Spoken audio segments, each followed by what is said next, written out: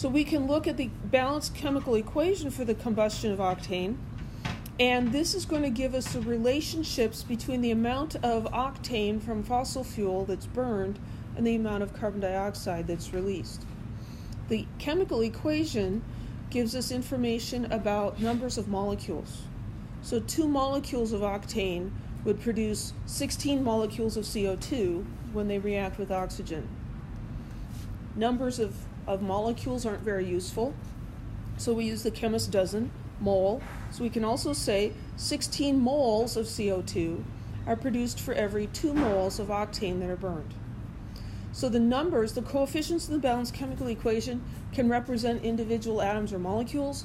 They can also represent moles of atoms or molecules.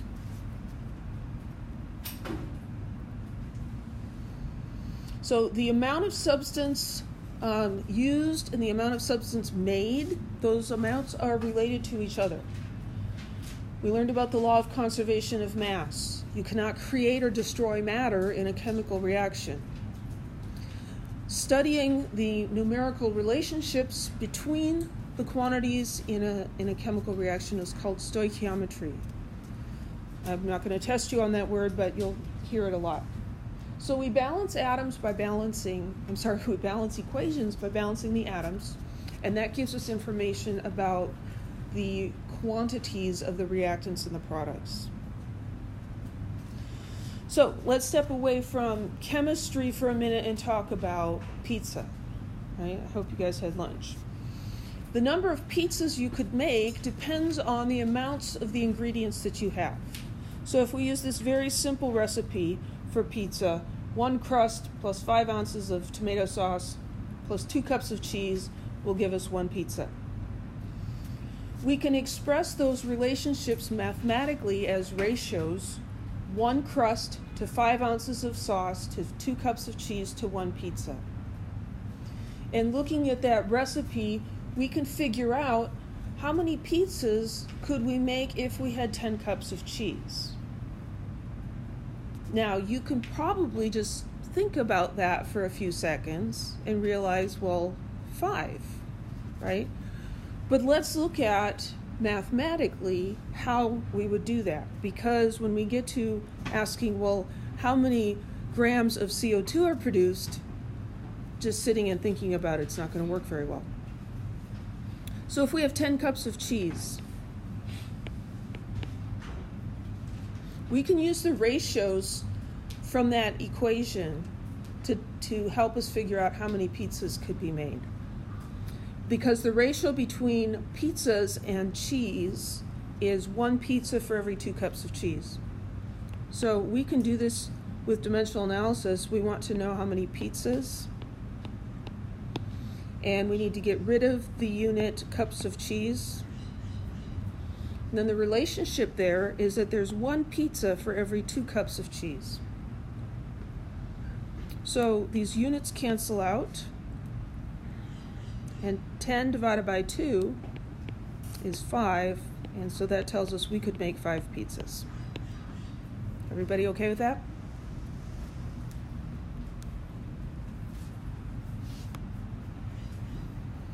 So in a balanced chemical equation, the coefficients also act as conversion factors, but they are relating amounts in moles, okay? We can look at any 2 reactants or 2 products or 1 of each, whatever you need, just pick 2 things and we can get a relationship from the coefficients in a balanced chemical equation. So let's look at this example. If we burn 22 moles of octane, how many moles of CO2 would form? Well, there are 16 moles of CO2 produced for every 2 moles of octane that burn. So that's a conversion factor. We've got an amount of moles of octane, and so that's what we're going to start with, 22.0 moles of octane. I want to figure out how many moles of CO2. So I need a conversion factor that relates moles of CO2 to moles of octane. So those units cancel out. This ratio here is hiding in this balanced chemical equation. 2 moles of this give me 6 moles of that. 16, thank you, yes. So 16 is in front of CO2, so I'm going to put the 16 here in front of the CO2. And I've got a 2 in front of octane, I'm going to put the 2 there.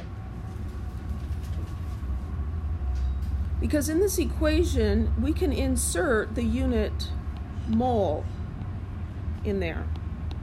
We can do it as individual molecules, or we could do it as moles of molecules.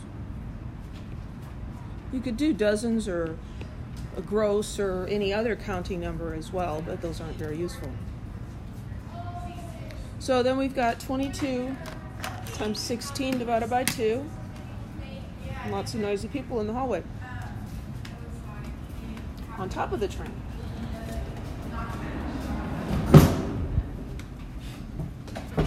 Yeah, question? Yes, I'm recording this. People can just fast forward through it if they don't like it. 22 times 16 divided by 2. Sometimes I pause, but that time I didn't. So my calculator is giving me 176. And the unit would be moles of CO2.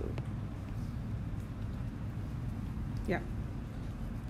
So I guess all of it makes sense except for all of it makes sense. Awesome. We should always consider significant figures. This number 22.0 is kind of a sloppy decimal point there. 22.0 has 3 significant figures. The numbers in this conversion factor are exact because they come from the relationships between 2 molecules reacting to form 16 molecules. And that happens in exact ratios. So these numbers do not limit the number of significant figures. It could also be considered exact because it's given formula. Yeah, we could also argue, well, these are whole numbers as part of an equation, and so yeah, they'd be considered exact. Well, usually we measure amounts of things in grams instead of in moles, because I have yet to see a balance that will weigh things in moles. So what we need to do is we need to be able to convert between grams and moles, and we've already learned how to do that. So this is the general plan for stoichiometry problems. What we just learned how to do is this part in the middle, going from moles of one thing to moles of another thing. We've learned this part and this part already. To go from grams to moles, we use the molar mass. And to go from moles to grams, we use the molar mass. So our big picture here, I think of it as grams to moles to grams. And that's just kind of like a little mantra that you chant to yourself. Grams to moles to grams. That's the starting point for all stoichiometry problems. Now, sometimes we'll switch it up a little bit. We might start here and go to the end, or end here, or we might change it up on the end and do milliliters or something else instead of grams. But this is the basic way we do stoichiometry. Grams to moles to grams. So, according to the U.S. Department of Energy, the world burned 3.3 times 10 to the 10th barrels of petroleum in 2013, the equivalent of approximately 3.7 times 10 to the 15th grams of gasoline. You can't even get your mind around that. Calculate the mass of CO2 emitted into the atmosphere using the combustion of octane as the representative equation. Okay, there are a lot of approximations and estimations in this problem, right? 3.3 times 10 to the 10th barrels. Okay, that's 2 significant figures. That's a 3 and a 3 and 9 zeros. And all of those zeros are unknown. Okay, and the 3 is uncertain. So this is not a very precise number. It's an estimate. And then converting that many barrels of petroleum into gasoline, well, they were not all turned into gasoline. Some of them were used as oil or other things, and so it wasn't all burned as gasoline, but an approximation. And these numbers come based on data of some kind, right? And these are very much approximations, and the numbers are written that way. We wouldn't want to say, well, it's 37543789.2.465, right? Because we do not know it that precisely. And then we're also doing an assumption saying, well, you know, there are lots of different compounds in gasoline even. We're just going to use the combustion of octane as a representative equation. So all of this is very much an estimate, ballpark figures. So what we want to do is, I like to use the chemical equation to organize the information. So the barrels of petroleum was kind of a precursor to this amount of gasoline, and then we're saying we're going to assume that that's octane. And we're not going to do problems this weird very much. So 3.7 times 10 to the 15th grams of octane is what we're estimating. And then the question is, what is the mass of CO2? So here's CO2, and I want to know the mass of that, so question mark grams. How many grams of CO2 would be coming out into the atmosphere from the combustion of that much octane? Any questions yet? What's the general path for stoichiometry? Grams to moles to moles to grams. Okay, so I'm going to write this on the top. So grams of what? Well, it's grams of the thing we have a number for. So it's grams of octane, C8H18. We're going to convert that to moles. So moles of octane. When we do this conversion, it has to be the same compound. We're just changing the unit. Then we can convert moles of octane into the substance that we're interested in, which is the CO2. So we're going to go to moles of CO2. Notice here we're keeping units the same. We've got moles, but we're changing the compound. We can only change one thing at a time. And then once we get moles of CO2, we'll use the molar mass of CO2 to convert to grams. So that's the path. Stoichiometry is one of the big reasons why dimensional analysis is really important in chemistry. So we're going to follow dimensional analysis. We're going to write down all the units, and those will tell us where to put the numbers. So 3.7 times 10 to the 15th grams of C8H18. I have 3 arrows, so I'm going to have 3 fractions. First one's going to be moles of octane, and grams of octane goes in the bottom, so those units cancel. And next I'm going to have moles of CO2, and we'll put moles of octane down here.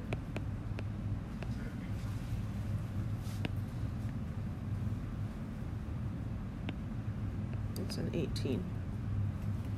And then I'm going to have grams of CO2 on top and moles of CO2 on the bottom. So my moles of CO2 cancel, moles of octane cancel, grams of octane cancel. Any questions?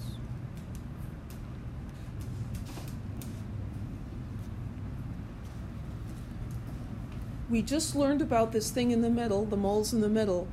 Moles of CO2, moles of octane. Okay, those numbers come from the balanced chemical equation. There's a 2 in front of octane, so I'm going to put in a 2 in front of moles of octane. And there's a 16 in front of the CO2, so that represents 16 moles of CO2. Now, if you really want to simplify that, you could, but I don't think it's worth the effort. because sometimes you do something like that and you do something stupid and you get it wrong. It's better to just multiply by 16 and divide by 2. So here, grams to moles. Those conversion factors are always going to be the molar mass. We don't know what the molar mass is, but we have a periodic table, and so we can calculate this. There are 8 carbons, so 8 times the mass of carbon, and 18 hydrogens. 18 times the mass of hydrogen.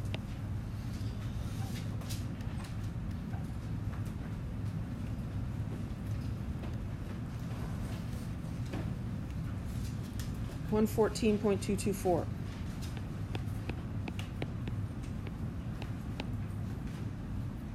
The nice thing about calculating molar masses is they never give you a tremendous number of extra digits. I can look at this problem and see that I'm going to be limited to 2 significant figures here, so I don't even need to keep track of them there. I think it's just easy enough to write all of them down. You definitely do not want to round things too much. That will cause problems. And then I need the molar mass for CO2. So that is 12.01 plus 2 times 16. So that's 44.01. So 1 mole is 44.01 grams of CO2. So now we put the numbers into our calculators. Start on the left. As you go across, multiply by the top, divide by the bottom. So I've got 3.7 EE15. I'm going to divide by 114.224. I'm going to multiply by 16, divide by 2, multiply by 44.01. So my answer should have 2 significant figures. So 1.0, there's 2. And I'm always going to write down 2 extras. And this has got E16 at the end. That's what my calculator's showing me. So that would round to 1.0 times 10 to the 16th grams of CO2. Any questions?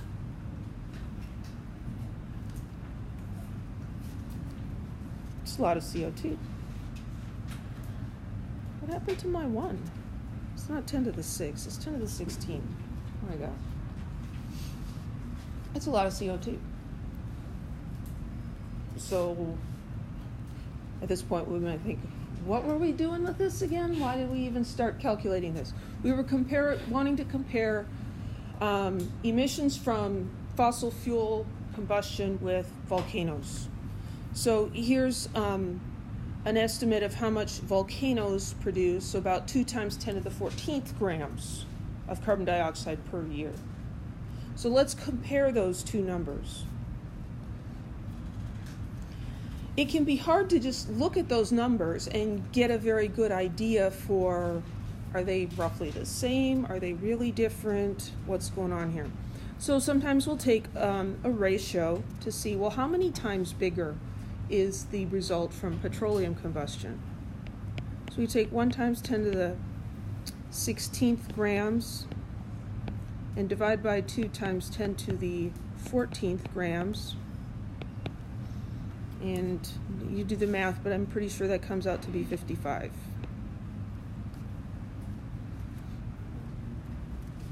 And that really would only have 1 significant figure. So petroleum combustion, in our estimations, is producing 55 times more carbon dioxide than volcanoes. So that increase in carbon dioxide production, or carbon dioxide concentration in the air, does seem to be a result of human activity. Any questions?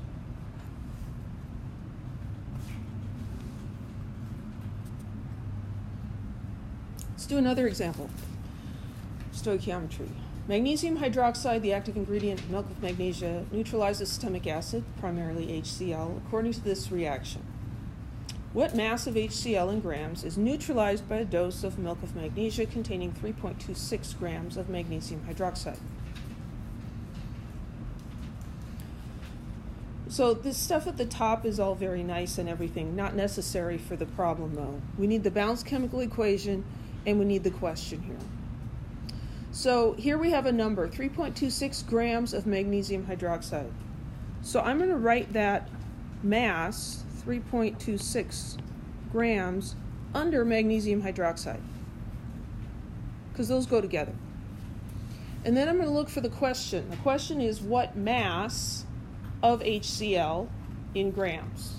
So I'm going to find HCl in this equation. It happens to be the other reactant, question mark. The unit I want there is gram. So I've identified where I'm starting and where I'm going. That allows me to figure out how to get from point A to point B.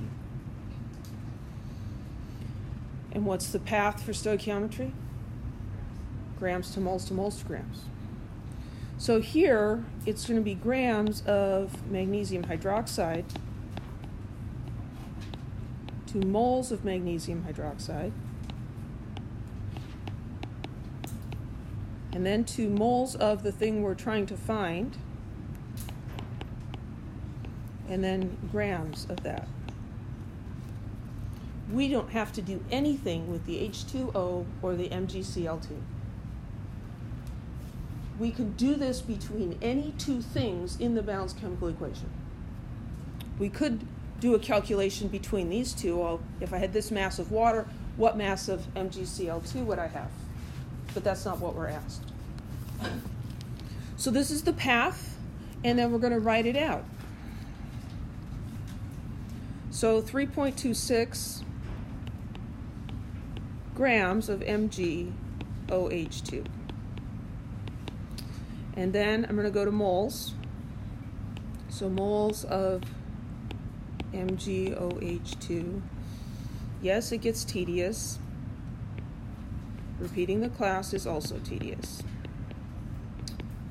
Times, and now I want to change to moles of HCl. So I'm going to have moles of MgOH2 in the denominator. And then I'm going to get to grams of HCl and divide by moles of HCl. So the units cancel themselves out.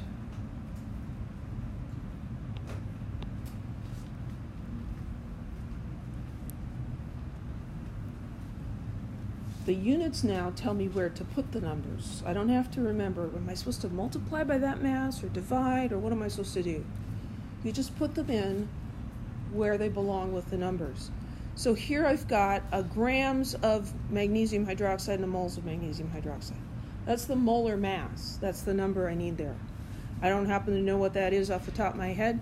I think magnesium's 24.31. So 1 magnesium, and it's OH, the quantity, times 2. So I've got 2 oxygens and 2 hydrogens.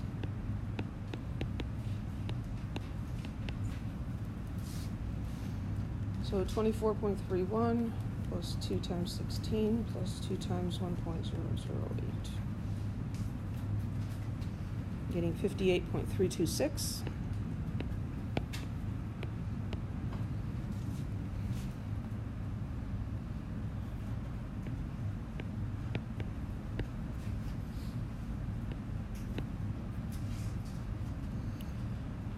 So 1 mole of magnesium hydroxide weighs 58.326 grams. Here in the middle, I'm going to use the coefficients from the balanced chemical equation. So in front of magnesium hydroxide, there isn't a number. That's an implied 1. 1 mole of this reacts with 2 moles of that. So in front of HCl, I put 2, and in front of magnesium hydroxide, I put 1. The last term is also a molar mass. There's 1 chlorine and 1 oxygen.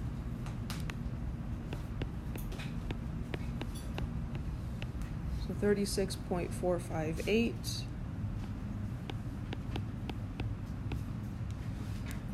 My starting number has 3 significant figures. That's what's going to limit the number of significant figures. So the mole ratios are exact, and these two are at least 4, so I don't need to worry about them at all. 3.26 divided by 58.326 times 2 times 36.458 equals 4.07. Those are the first 3 significant figures, and then write down 2 extras, and now I'm going to round this, and it's going to be 4.08 grams of HCl. Any questions?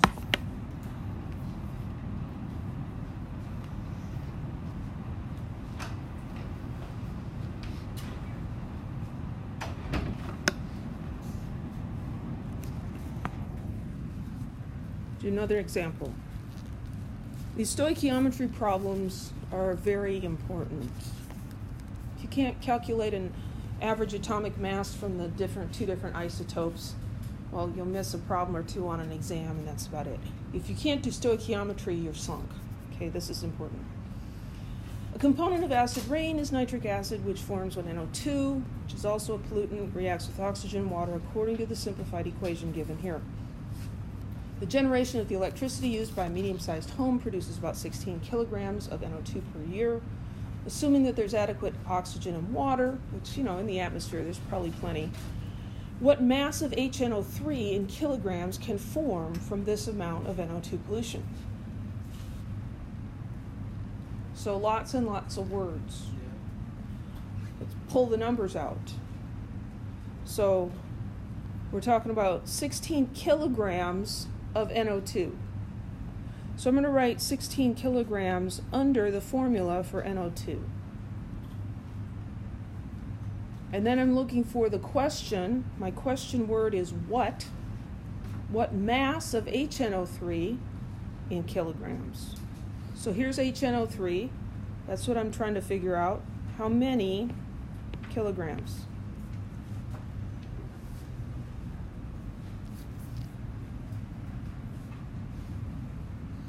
So the basic path for this is grams to moles to moles to grams, right? Be grams of NO2 to moles of NO2 to moles of HNO3 to grams of HNO3. What's a little bit different about this problem? It's giving me kilograms, and it's asking for kilograms at the end. So we could take the grams and convert to kilograms. And at the beginning, we could take kilograms and convert to grams. That's a lot of arrows. Sometimes we can do some shortcuts. Okay? If you don't like the shortcut, do the whole thing here. Start with kilograms, convert to grams, then to moles of that, and to grams, and then back to kilograms. I'm going to show you something that kind of seems like a trick. So kilo stands for 10 to the third. And we can put kilo in front of anything. It's just a multiplier.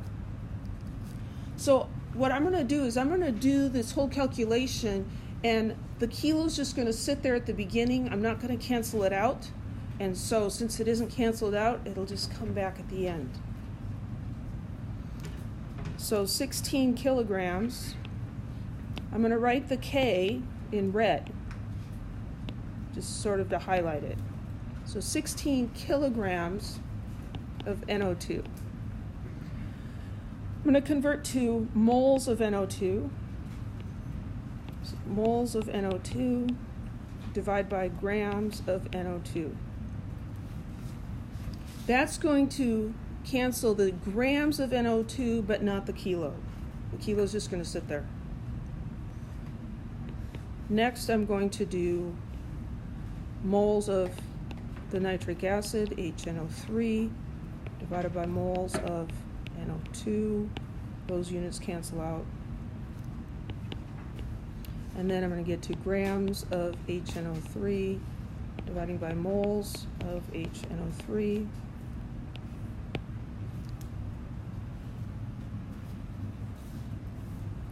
Now when I look at my units here, I have this K that I never canceled, and I have grams. So if you put those together, I'm going to end up with kilograms of nitric acid. Okay. We need some numbers in here. The mole ratio, I think, is the easiest one because the numbers are actually in the balanced chemical equation. 4 in front of NO2, 4 in front of HNO3. So it's a 4 and a 4. And then I need the molar mass of NO2. So nitrogen is 14.01 plus 2 oxygens. That's 46.01? So 1 mole is 46.01 grams. And then I need the molar mass of nitric acid. So that's hydrogen, nitrogen, and 3 oxygens.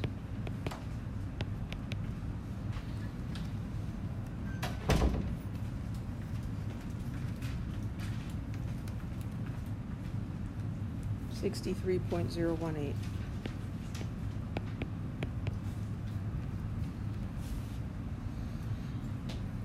$63.018. So I've got all the numbers in place. The units are working out. So I've got 16 divided by 46.01 times 4 divided by 4 times 63.018. I started with 2 sig figs. I'm going to end up with 2 sig figs. So there's 2 sig figs, 0.91. So we can round that. It'd be 22 kilograms of nitric acid.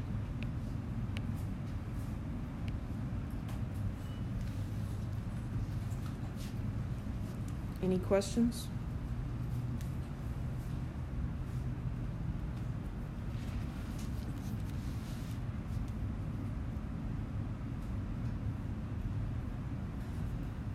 Yeah. So we just calculate by using gram, and then at the end we have to. Yeah, so I did this using grams. I had the kilo sitting here, and I did not cancel it out. So then I'm writing it over here again. So you divide by 4 kilogram for gram. No, I just canceled out the gram here. Another way to think of this is you could say, well, you know, that is times 10 to the third grams, right? And so if I don't use that number in the math, then it's still going to be there at the end, right? And then I could convert that back into a K. You can also take the kilograms and convert to grams. You do that by multiplying by 1,000, right? 1,000 grams per kilogram. Then at the end, you have to convert from grams back into kilograms, and you divide by 1,000. Those two conversion factors end up canceling out. Okay? What is important is you have to come up with a way that makes sense to you so that you don't get lost. Let's do another one. Oh, sorry, we're going to do something else.